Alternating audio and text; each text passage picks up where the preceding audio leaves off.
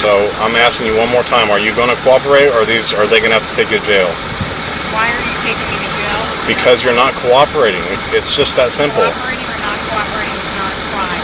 Okay, but you're refusing to provide all the documentation that you want, that you're supposed to provide. I'm traveling. Okay. On my way home. Okay, but the United States Supreme Court says that we can have you step out of the vehicle during any traffic violation, during any investigation. So you are violating the law. So you can argue with me all you want. In the end, you're incorrect and you're wrong. Whatever you learned on the internet, book is all incorrect. It's not the truth. It's not right. The Florida Supreme Court has said, if I tell you to step out of the vehicle on a traffic violation, you will step out of the vehicle.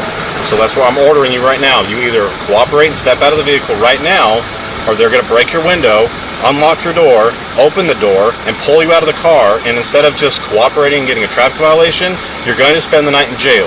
So are you prepared to spend the night in jail? Yes or no?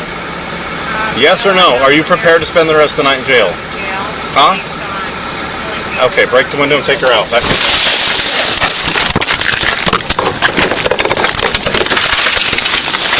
Hey, that glass went in my eye! Hey! Knock it off! Get out of the vehicle!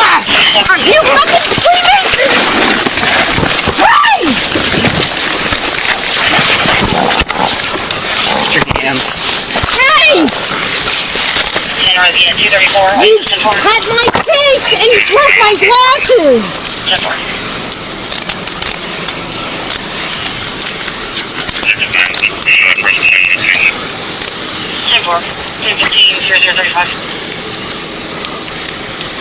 Can we have EMS come check her eyes out? But just by the way she was talking and slurring her speech, I think she was under the influence of alcohol or